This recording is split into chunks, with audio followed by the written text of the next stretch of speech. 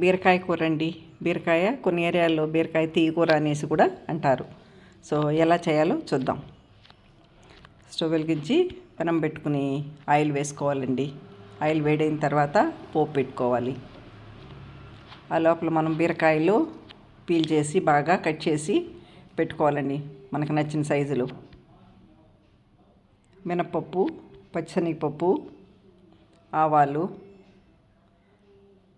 వేసి బాగా మంచి కలర్ వచ్చేంత వరకు వేయించాలండి. వేయించిన తర్వాత కట్ చేసి పెట్టుకున్న ఉల్లిపాయ ముక్కలు, కరివేపాకు ఇది బాగా వేగాలి. కొంచెం వేగిన తర్వాత వెల్లుల్లి దంచి వేసుకున్నాను. అన్నిట్లో కూడా వెల్లుల్లి వేస్తే మంచి టేస్టు వస్తుందండి. సో కొలెస్ట్రాల్కి కూడా మంచిది వెల్లుల్లి వాడితే.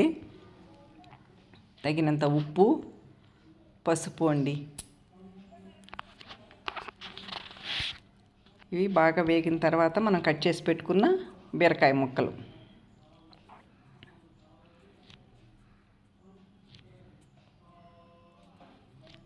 బీరకాయ ఇలా వేయించుకోవాలండి. వేయిస్తుంటేనే మూత పెట్టి ఉంచితే మనము దాంట్లో నుంచి నీళ్లు ఊరుతుందండి. చూడండి ఎన్ని వాటర్ వచ్చాయి దాంట్లో నుంచి.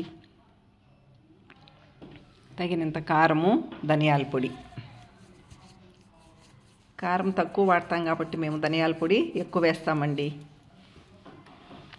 కారం కొంచెం ఎక్కువగా వాడేవాళ్ళు ఇంకొక స్పూన్ కారం కూడా వేసుకోవచ్చు. బాగా ఉడికిన తర్వాత వేరుశనగ గింజల పొడి అండి. ఈజీ ప్రాసెస్ అండి ఇది. మనకి ముద్దగా కూరగాయలు ఎక్కువగా తిన్నట్టు ఉంటుందండి. ఎక్కువగా వాటర్ లేకుండా ఇలా గట్టిగా చేసుకుంటే బాగుంటుందండి. వేరుశనగ గింజల పొడి అండి. దాంట్లో నువ్వులు కూడా వేశాను, అందువల్ల ఆ కలర్ వచ్చింది. వేరుశనగ గింజల పౌడర్ కానీ వేసామంటే చాలా టేస్ట్ ఉంటుందండి.